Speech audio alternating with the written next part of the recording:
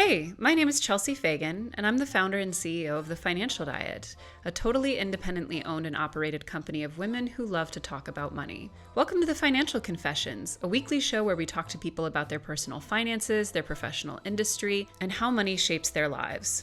You can listen to or watch new episodes of The Financial Confessions every week on YouTube or your preferred streaming platform. You can also support TFD and get exclusive access to our entire catalog of ad-free bonus videos, workshops, Discord community, our book club, and more by joining our members-only community on Patreon or YouTube. Our 2024 goal is to be primarily supported by our incredible community, and joining our membership program is the best way to do that. Enjoy the episode.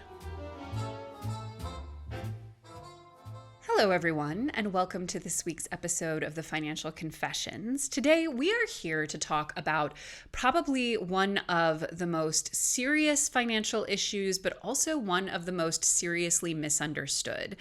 The word bankruptcy for a lot of people conjures all kinds of scary feelings and negative thoughts and just general assumptions that this is the worst possible outcome for a person financially or otherwise. It's something that people will often go to extraordinary lengths to avoid, and it's also a concept that not enough people truly understand. I wanted to speak to someone when we knew we were going out looking for real financial stories who's actually experienced bankruptcy and can speak to it as not just a concept, but also as a financial tool to help demystify, destigmatize, and to help us all understand all options that are available to us. I won't sit here and pretend that filing for bankruptcy is ever a fun thing or a general sign of a healthy financial situation, but it's also not the thing to be feared, perhaps to quite the extent that it is, and can in many cases be a better option than the alternative. But I can't speak to it nearly as well as my guest can, so without further ado, I am so grateful to be welcoming Kaitlyn Walker to the show today. Hi, Kaitlyn. Hi, Chelsea. So happy to be here today. So happy to have you. So, could you start by just explaining for the audience who you are and your personal story with bankruptcy? Yeah, so I am a 35-year-old mother of two. I come from a two-income household. We're both blue-collar workers. I work in manufacturing, and my husband is a sheet metal worker. And I filed bankruptcy when I was in my early 20s, in 2010. I graduated in 2007. My family, which was also blue collar, was hit very hard by the recession. We lost our home in 2005, and we were basically renting different homes until I graduated from high school. So there was a lot of financial turmoil and financial peril that led up to my filing bankruptcy. It was a scary decision to make, but ultimately, now almost 15 years outside of that, the best decision I ever made for myself financially. Can we talk quickly about specifics in terms of where you were financially when you filed for bankruptcy and why that was the best decision for you at the time? Yeah, absolutely. The catalyst for the bankruptcy was a car accident involving my father's work car that I was borrowing that did not have insurance. The brakes went out on the car. I was involved in an accident that totaled another person's car, and then I was at fault for covering the vehicle replacement because it was totaled, which was about 15 grand worth of debt that we could not afford to pay, that I was not going to be able to pay. Living at home with my parents at the time, I was working full time and part time. I had a full time job in a factory and was working part time in a movie theater. And I was also trying to go to school part time at the same time. And it became more stressful. There were bill people calling me, and I was like, Mom, how are we going to pay for this? Because at the time, all of my paycheck, with the exception of the movie theater, was going to helping pay my family's bills. I would come home with my paycheck and say, here's my money, pay the bills. Um, and so I wasn't necessarily outside of the nest at this point. I'm helping my family financially when I filed bankruptcy. Filing bankruptcy was also the catalyst for no longer being under my parents financially, I cut them off after that. Not emotionally, but cut them off financially. No longer had any. Um, they no longer had any influence on my finances, and I was free to go out in the world like a baby bird. So obviously, so maybe not obviously, but for context, there are different types of bankruptcy. Can you speak to the one that you specifically filed and what a bankruptcy actually meant in practice for you financially, legally, et cetera? So there are two types of bankruptcy: Chapter 13, which is where you have to pay back the debt, and Chapter 7, which is where it is wrote off by the court system. I filed Chapter 7. Encompassed into that bankruptcy was the car accident, so anything that was going to the insurance company, as well as three credit cards, two of which I had no knowledge of prior to meeting with the attorney, that my mother had opened in my name when I was a senior in high school. So when I turned 18, that was something that she kind of was like, here, we're going to add these into the paperwork. And I'm like, what's that, mom? She's like, oh, those are your credit cards, remember? And mind you, I had never seen them in my life. So instead of filing bankruptcy for $15,000, it ended up being over $20,000 that I was filing bankruptcy for. And when you meet with an attorney to file Chapter 7 bankruptcy, you have to bring all of the paperwork with you that says, here's what I want wrote off. I also had student loans at that time, and student loans, if you don't know, are not included. They're not write-offable. You cannot declare bankruptcy for those, so you will still have to pay them back. So I knew that going in, that one, I wasn't paying student loans because I wasn't paying for these credit cards, and I couldn't afford to pay for this person's car. It was a really eye-opening experience, and I was embarrassed to be 21 filing bankruptcy when all of my friends were in college partying, starting their lives, and I felt like I was at the end of my financial life at that point in time. It was a very bleak moment for me.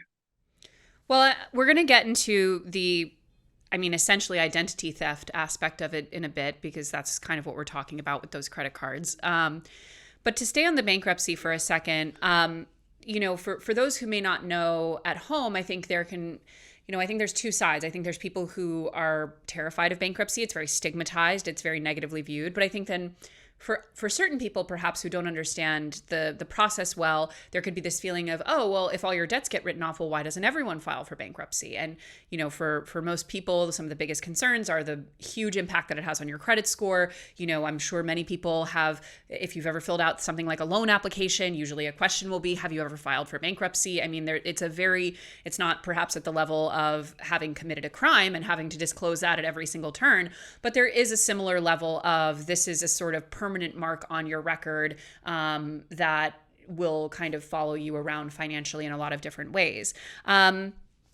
Can you speak to why that was still the better decision for you in the moment, even knowing all of the impacts that it would have on your finances, but then B, how 15 years later it has come to be the best financial choice, even with some of those lingering impacts?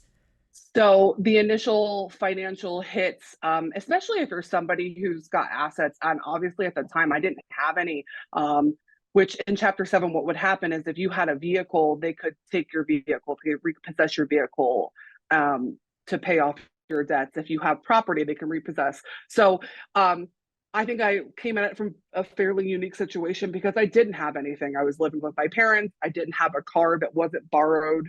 I didn't have any assets for the courts to repossess. So when filing bankruptcy, they're really outside of the recourse on not being able to get a credit card, which at the time I'm like, I don't need a credit card. I haven't been using them. And a credit score that was in the toilet, so to speak. On the flip side, as I was told by the attorney, it can take anywhere from 7 to 10 years for your credit score to recover. And in my early 20s, I'm working full-time and part-time for most of that time. And saving and learning and educating myself because, like I said, after I filed bankruptcy, I cut my family off. By the end of that year, 2010, I had moved out of home. I was living with a friend and paying my bills. I was responsible for myself. I had gotten a car cheap and I was getting myself to and from work and making sure that I was learning. One of those tools eventually was your guys' channel and just being better educated and how to take care of myself financially.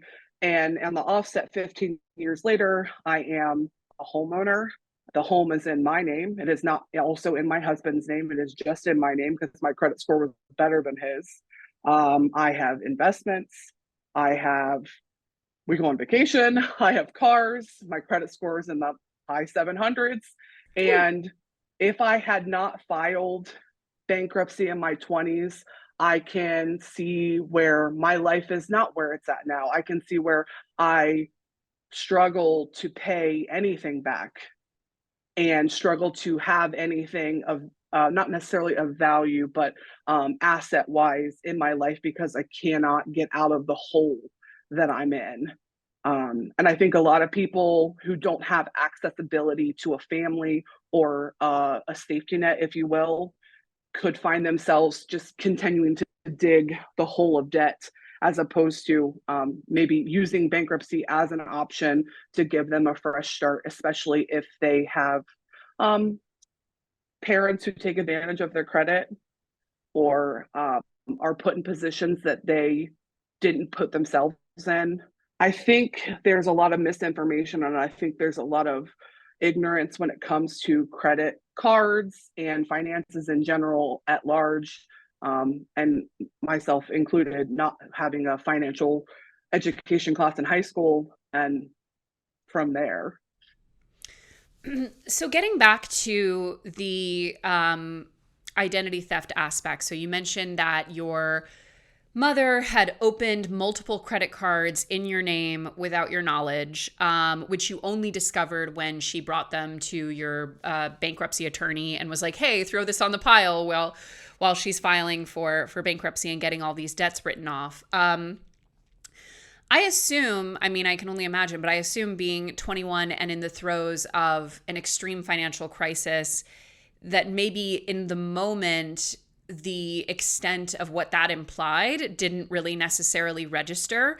But I'm sure that as time went on, that sort of maybe you, especially as you gained more knowledge about finances in general, you started to maybe understand better the gravity of what had kind of taken place. Can you sort of walk us through the both financial but also emotional, psychological journey of kind of reconciling with that? When you're in your early 20s and something like that happens, especially from an uneducated standpoint, as I was betrayed financially, and I had been having a hard time at that time with handing over my paycheck every week. It felt like why am I working two jobs? And why is it my responsibility to make sure that things are getting taken care of? And I had older people that I worked with that I would vent to because I was struggling with that. So it was very much of in that moment the shock of, oh my gosh, what is this? And this is just a further betrayal, but also the empowerment for me of being like, I'm done.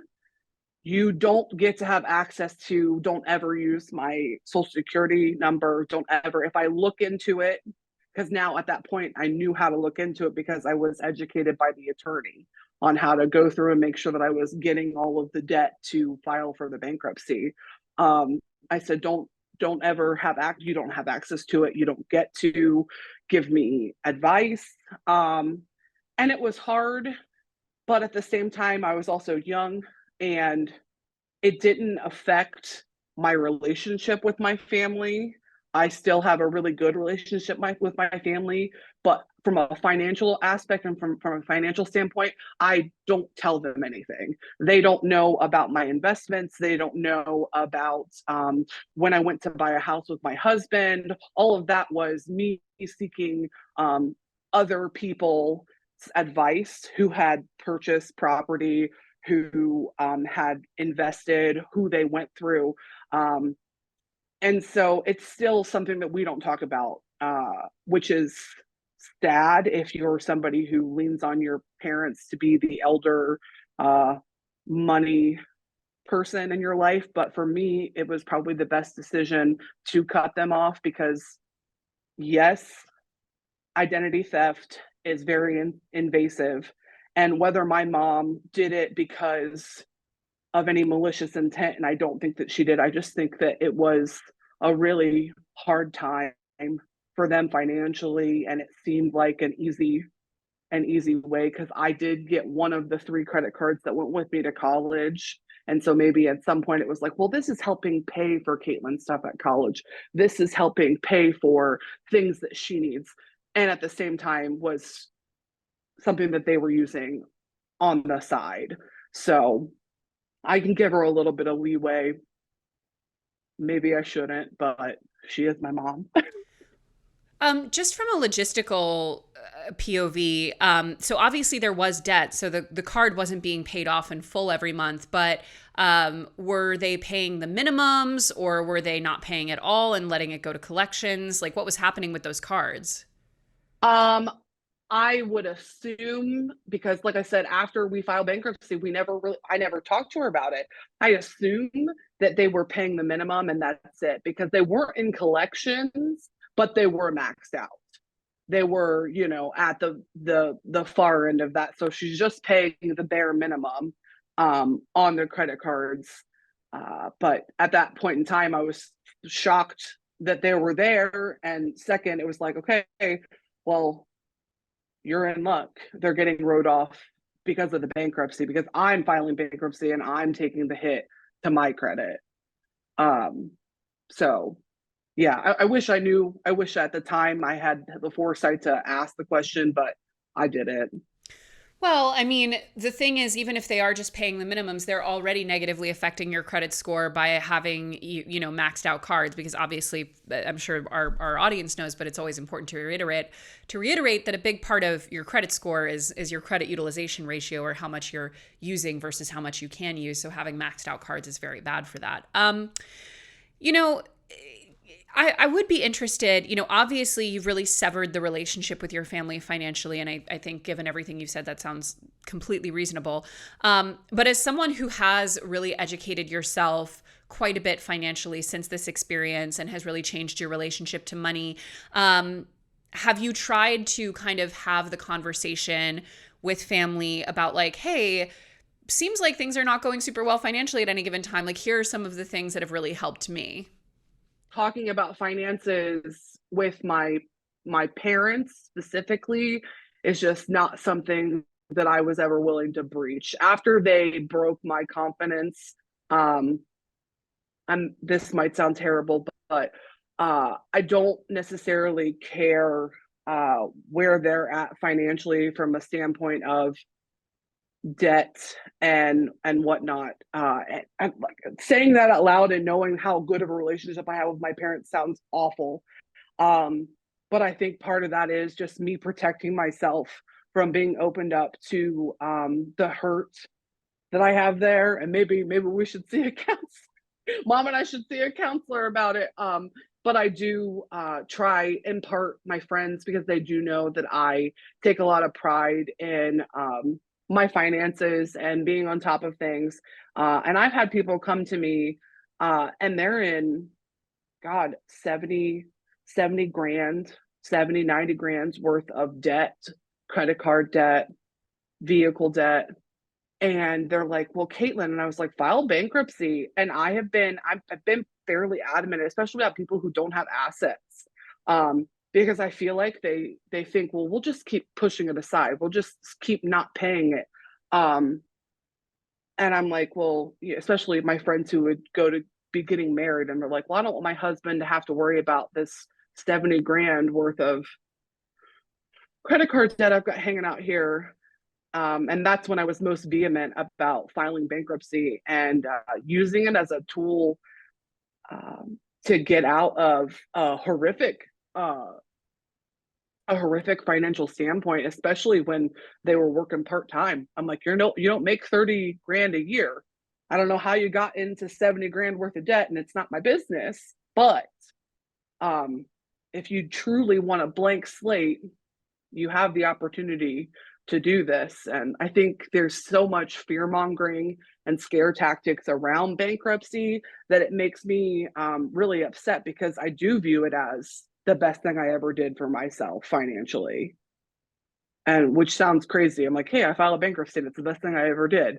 But if major corporations can file bankruptcy and they, no skin off their back, why can't somebody who's not in a position to bail themselves, who doesn't come from a position to be able to be bailed out, not also use that as a tool to right themselves financially?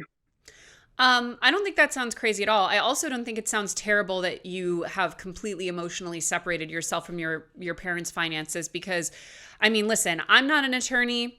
Let's let the attorneys sound off in the comments, but I feel like common sense would dictate that you probably could have taken your parents to court for having done that without your knowledge. So I think even just, preserving a relationship of any kind, even with the carve out of the financial aspect of it, like, I think that's already very generous and more than a person would owe them. And by sparing them, perhaps a lengthy and expensive court process, you've already done them a huge favor. Yeah. No, I definitely see that. And I come from a small family, so we're pretty tight knit. So to have that, what I would consider betrayal, um, but fool me once, shame on you. Fool me twice, shame on me. And I was very much like, not going to happen again. So we'll just box this off and set it to the side. Well, what's interesting to me about your story is that, I mean, car accident aside, it sounds like that was completely unforeseeable and not your fault. And obviously the credit card debt, you weren't even aware that those cards existed. So, and on top of that, at the time, you were financially supporting your family. So sort of on every level, this was, you found yourself in such a catastrophic financial position through kind of no fault of your own, and despite doing the right things and despite helping other people. And you're talking about, having friends, having people in your life who you see, and even, people in your own family who get themselves into really terrible financial positions kind of voluntarily, through credit card spending, through consumer spending, through, not living below their means, all these different things. How do you what is your outlook on seeing people put themselves in these positions, having been put in that position against your will? I think for a lot of younger folks, it is a lack of education. It is a lack of knowledge in how credit cards work, how the system works in that way. I mean, it was an uphill battle for me to learn how to use a credit card when I was finally able to get one after the bankruptcy. So that took a couple of years before I was able to apply for a credit card. Um, and it was like, oh, well, to have credit, you have to build credit, you have to have credit, which is crazy. The system is backwards in that aspect. But at the same time, um, I don't think it's fair to assume that everybody has the knowledge of the financial systems that I would say I do currently. And I think a lot of times, and specifically from my standpoint, is finances growing up weren't something that we talked about. I knew that we were not, well off. I knew we weren't doing great, but there was not a transparency as far as like, hey, mom, I'm looking at an out of state school to go to college. There wasn't a, hey, we can't afford to pay for that. It was, well, you got scholarships, good job, go ahead and go. We'll pack you up and go. And then getting there and finding out we can't afford to pay for it. The school's like, you didn't pay your tuition, so we're going to kick you out. And I was like, what do you mean we didn't pay the tuition? And I think without there being education in place, you can't hold people accountable. And that sounds terrible. I think some people intentionally, they know like, oh, this credit card's free money, but I've heard more often than not that people assume that a credit card is just that, free money. They don't have to pay it back. there's no recourse for that. And when they find out, 5 years down the line, when they go to apply for something, what do you mean my credit score is bad? I have they're like, did you pay it off? You were supposed to pay it off. Um, and also all of the systems that I'm now using that I know about how credit cards can enrich your life and benefit your life. You can use, points for flying, zero interest, no APR when you buy a new refrigerator if you pay it off, and so you don't have to pay the interest on it. And that's stuff that is new for me, and I'm in my middle 30s, and I'm like, well, I'm just every day I'm learning, every day I'm growing. And I do think that there needs to be more education for people at large, or as a parent, it's my job to make sure that my kids understand how finances work. Just like it's my job to make sure that they're, good citizens to the general public and treating people, a specific type of way. So, as many of you might know, I have been on a bit of a food spending and food habit journey this year. I spent the whole month of February cooking 100% of my meals at home from scratch. And while I'm definitely now doing a little bit of restaurants and delivery, it is nowhere near the scale I used to be doing it at. And given how much I've been changing my food habits, especially as it pertains to food shopping, it is perfect that right now we are partnering with Hungry Root. Hungry Root makes it super easy to eat healthy. They send you fresh, high-quality groceries and simple recipes to take the guesswork out of your meal planning and prepping. Take a short quiz and Hungry Root will get to know your personal health goals, what you like to eat, and more. Then they'll build you a personalized cart with all your grocery needs for the week and give you delicious recipe recommendations to put those groceries to use. Each order is fully customizable, so you can take their suggestions or, like me, choose other things that you might want. I did a combination of both. They've got fresh produce, high-quality meat and seafood, healthy snacks, smoothies, sweets, ready-to-eat meals, kids' snacks, vitamins, supplements, and more. Like I said, I personally did some of their suggested groceries based on meals that they curated, but I also swapped out some of the things for other ingredients that I've been wanting to try. Notably, I got this tandoori masala paneer that I turned into a really nice Indian chopped salad the other night, which you can see here. And tonight I'm going to be making drunken noodles with the rice noodles that I got from Hungry Root. That's true. Everything from Hungry Root follows a simple standard. It's got to taste good, be quick to make, and contain whole, trusted ingredients. Right now, Hungry Root is offering the Financial Confessions listeners 40% off your first delivery and free veggies for life. Go to hungryroot.com/TFC to get 40% off your first delivery and get your free veggies. That's hungryroot.com/TFC. Don't forget to use our link so they know that we sent you. So obviously now, I mean, each year as you get more stable financially, it becomes easier and easier to build on that financial stability and to make better choices.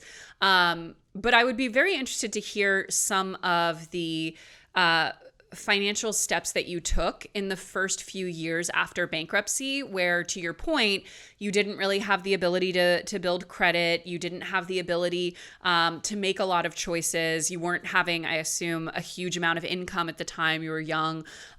So can you talk about what financial management looked like to you immediately after bankruptcy?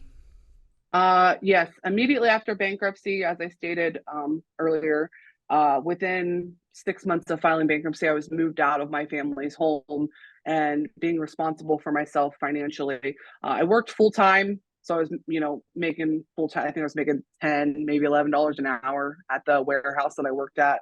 But I also worked part time someplace else, and that money was strictly for bills and gas to get me, and then food. Um, and I didn't really think about anything else. If it wasn't in my budget or if I didn't have the money, then I couldn't do it. Um, and then a couple of years later, I got my first letter from a credit card company that said, "Hey, apply for a credit card." And I was like, "Holy crap, I can apply for a credit card." I'm finally like, they told me this would happen. And my first credit card after filing bankruptcy was, I want to say, 2 years later, and it was a $300 credit limit. And I was like, okay, $300 credit limit is my gas credit card. And I only used it to pay gas, and I'd pay it off, pay for gas, pay it off. And so through that building, the credit card go, "Here, we're going to raise your limit. We're going to raise your limit." And then um, I didn't, I wasn't able to buy a car until I was about 6 years outside of bankruptcy. Of course, I didn't try before then because I was still utilizing the vehicle that I had to get me to and from before then. And buying a car was something else because it's like, holy crap, I'm not 7 years out from my bankruptcy, and here I am at the car dealership buying my first car. And, my little credit card, and I think my credit score was in the low 600s. And I was like, oh, we're coming up in the world. Um, and it becomes one of those things where you're very right. As your finances start to right themselves, and when you've been in such a catastrophic place where you're like, things aren't being paid, I have nothing de facto now. Um, you take a lot of pride in paying things on time or paying things before they're due and staying on top of it. It becomes, for me, it became I paid my bills. I had my little checklist: paid, paid, paid, paid, paid. Okay, this is my extra. Ooh, what am I going to do with this extra money? And that became the catalyst for improving myself at work, getting promotions, changing jobs, seeking more. And I think, like I said before, had I not filed bankruptcy and had I been in a place where it felt unsurmountable, you feel like you're in the bottom of a hole. You're like, I'm never getting out of this. So what's the point of trying? Um, to be on flat ground, even with nothing, you're like, okay, well, let's start the ball rolling. And to be 15 years later, where I'm at now financially, it's like, I never thought I'd be the person that says I have investment accounts for my kids. I never thought I'd have, like, every month money's going away. I'm saving for my retirement, even if my job doesn't provide that. Well, first of all, you should be extremely proud of yourself because that is truly amazing. And as someone who did not file for bankruptcy, but started their financial journey with rock bottom credit score in collections, got arrested, like went through the whole rigmarole of like how bad things can get financially and how hard it can be to see a future. I think like it it totally resonates that taking control over your finances, even if you have so little to work with, like the reinforcement of I set out to do something and I did it. I can rely on myself. I can be accountable to myself, even in extremely small increments. Like it resonates through every aspect of your life. It gives you such a sense of agency. It makes you feel so much more capable. I think for a lot of people, the same is true of things like fitness, just the sort of the I think it cannot ever be under or overstated, rather, how powerful it is to see yourself achieve goals, no matter how small they are. And I think you're so right that if the bankruptcy is what allowed you to start doing that, as opposed to feeling like you were perpetually at the bottom of a hole that there's no point in even trying, I think you're totally right that even on a psychological level, it has humongous benefits. Just out of curiosity, how were you able to get your own, like, sign on your own place, moving out of your parents' house just after filing bankruptcy? So I technically did not sign on my own place. I lived with somebody I worked with who was 7 years my senior. She was older than me. And we rented a house from another friend who was like renting out the house. We lived there for 6 months before she sold the house. And then we signed for another place. But because it was my first time, I never defaulted on rent outside of, that's my only history. Um, it was my first time living outside of the home. So when I went to the apartment place, I was with somebody who had rented multiple places, and then I was the roommate. So I think that played a role in it for sure. Oh, totally. It is just always interesting seeing the way, because I similarly, when I was at my worst place financially, I rented a room in a house with some friends. It was a very new girl type scenario. It was three male engineers and me. And they were always playing pranks on me that were very upsetting. And I don't think looking back would be considered pranks. What a digression. Anyway, they didn't do anything crazy. It was just like, it was a lot of gross out stuff is all I can say. But anyway, point being, and what's funny too is I don't know if you feel the same way, but like, as you move through financial security and building, like now, I mean, I love the home that I live in. I feel very proud of it. I enjoy taking care of it and decorating it and all of that. But there is something just so magical feeling about when you're in a really difficult place financially and you get a space of your own and you feel like it might be the thing in the world, but it's mine and I'm able to pay for it. And I just remember, like, I just loved the way that felt, and I felt so proud of myself. Yeah, that first little bedroom that was mine outside of, and when I removed myself from my family's home, was like, holy crap, I got I got boys over. Whoa, this is crazy. Oh, I can make my own meal. I'm like, oh, I can be fancy. I can, it was one of those like, oh, there's so many possibilities. We can watch whatever we want on TV. And it was just a little spare bedroom in a house, and then it was a little spare bedroom in a townhouse. But I was so proud of that space. And I was so grateful for my friend, who knew that I financially could afford to pay for it because I did work full time and part time. She knew that there was money coming in. And if I'm 100% honest, there aren't very many people who know that I have filed bankruptcy.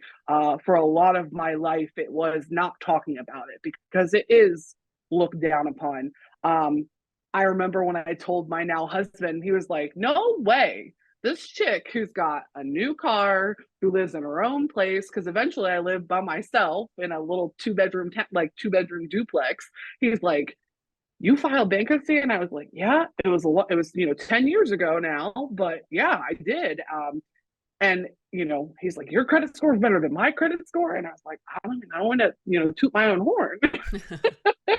But yeah, very very proud moments of like that first car, that first apartment, the first time you take yourself out for a meal that you pay for. That's like, yeah, I did this.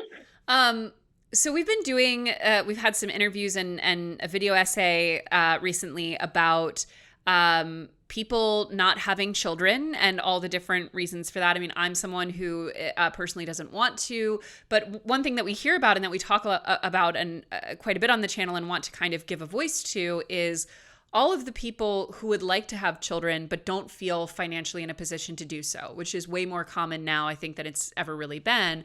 And especially given how insanely expensive childcare has become and how difficult it can be for a lot of people to manage both, a career and having children, or being obligated to work because it's, impossible to survive on one income, or whatever the iteration is. There's many different iterations, but for many people, there's a sense of, I don't think I'll ever feel ready to have children financially. And I think that's always exacerbated, especially when you come from a family that not only can you not rely on them financially, you might be responsible for them financially.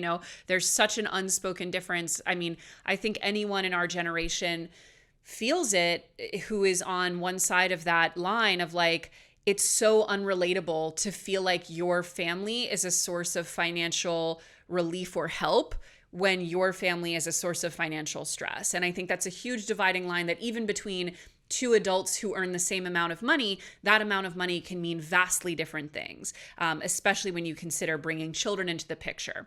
So as someone who came from a difficult financial background, who has a strenuous financial relationship with family, who filed bankruptcy, who was, very low income, how did you get to a place where you felt, okay, now I'm ready to have children and I feel secure in that financially? I might not be the best person to talk on this because my all I ever wanted to be was a mom. I never didn't want to be one. I knew before I met my now husband, father of my kids. I had even told my mom, if I don't meet somebody by the time I'm 30, I'll just go get pregnant. Like, I'll go to a donor place and have a kid by myself.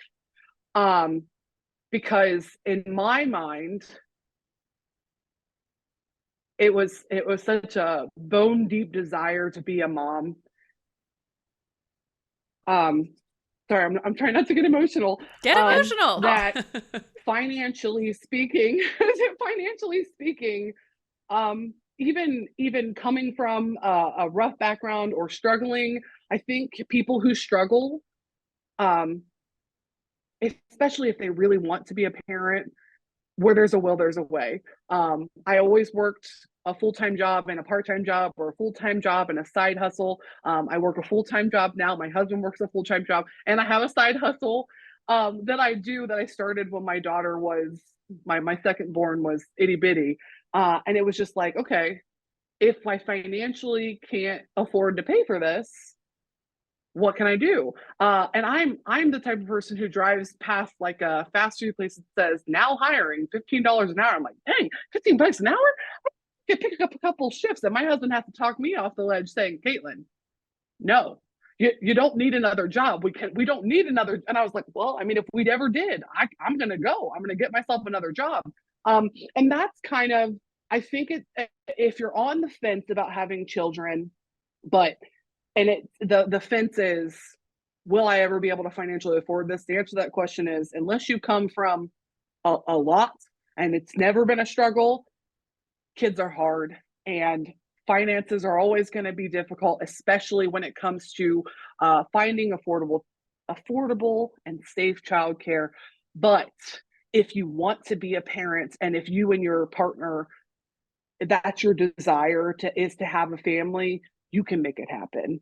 You will find a way to make it happen, whether that is seeking out a job that pays you better, or like I said, starting a side hustle, or and not an MLM, because we don't do that. But getting a part-time job, or picking up a coffee, like becoming the barista that works on Saturday and Sunday mornings, the butt crack of dawn shift when the kids are sleeping and the husband's at home to take care of them. I just think that where there's a will, there's a way. Now, they might not have the fancy schmancy, they might not be able to go to all like the good stuff, but what they will have is parents who love them, who want them. And I always say, we might not have much, but I can cook, and we got good food, and we got a roof over our head, and the bills are paid.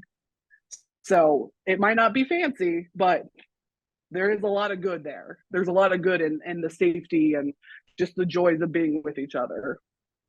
Amen. It's always so funny to me. It's a fine balance, right? Because I never want to be dismissive of something that I can't relate to, right? Like, as someone who is not a parent, although I do have other financial responsibilities in my life, that is one specific type of financial responsibility I can't understand or relate to. However, sometimes, and I think I also don't want to diminish how real of a struggle it is for a lot of people financially. And especially, again, as I mentioned, kind of that sandwich generation for people who are burdened from above and below financially and who don't have enough resources for themselves. However, it is an interesting perspective, having grown up low income and known, my mom was 27 when she had me. They had no money. I don't think I ever once got a new thing, really. All my clothes were, my mother made them, or they were secondhand. We didn't go on vacations, really. Every meal was home cooked. Like, it was too expensive to go even to like a fast food restaurant or a Fridays. Like, we had, and I feel in many ways that I had a wonderful childhood and a delightful childhood. And I have great memories of all those things. And I think part of the struggle, I think, and this I think resonates in so many different aspects of life, is the expectations have increased, I think, in some ways, because I'll hear, I look around at children around me, and they're going on multiple vacations a year, and they're, joining their parents out at nice restaurants, and they're getting all new toys at Christmas, and they're wearing nice clothes. And I think part of that is just different socioeconomic classes. But I also think, because we live in a world where so much more consumerism is pushed on us, and we can see the way other people are living, I feel like the expectations of what life needs to look like and what luxuries you need are so different. And I often wonder if my childhood would have felt differently to me if at the time I had access to things like social media and could see the way that other kids were living, Yeah, and my husband and I talk about that a lot. He's from Eastern Kentucky, Appalachia. So if we were lower middle class, they were lower class. Yeah. And had less. And we talk about it a lot from the sense of like, well, we didn't have much, but now we're adults, and it's like, we don't want for anything, but we're also the type of people who, because we have the financial history, that we have, that we don't just buy stuff willy-nilly. Like, I'm a review reader. I'm a deep diver on Amazon. Is this exactly, will it be weight limited, and all of those things. I'm just a different type of consumer. And the thing about being a parent and raising children, especially, nowadays with social media and stuff like that, is I get to make the decisions on what comes into my kid's life. So how holidays are celebrated, how we, are in the world. And because there were Christmases that we didn't get anything, and I would go back to school and people were like, oh, I got this and this, and I would be like, I got the Lord of the Rings DVD, and it was awesome. I'm really glad I got it, and that was all I got. Um, and I'm like, we don't celebrate Christmas like everybody celebrates Christmas. Now, it might be because one of my kids' birthdays is Christmas Eve, but I think you have to make decisions, and you can. I'm not a rule follower, so to speak. Dance to the beat of my own drum, if you will, and that goes with not going with the general masses. I have things that I believe in, things that my husband and I agree on when it comes to raising the kids. And I think as an adult, you get to make that call. And I think a lot of people get lost in social media at large, being, well, Sally Sue got the brand new Stanley Cup, and I'm over here like, it's my reduced cup. I paid $17 for it.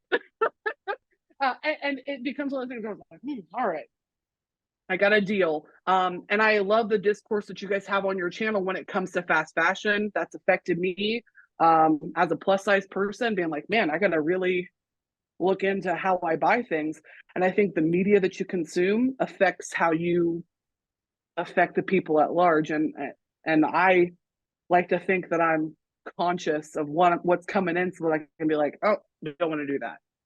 Don't want to be the person that's perpetuating that. So, Well, thank you again. As a last kind of question, what would be your number one piece of advice for someone who feels like they're really struggling and drowning financially and can't see a future?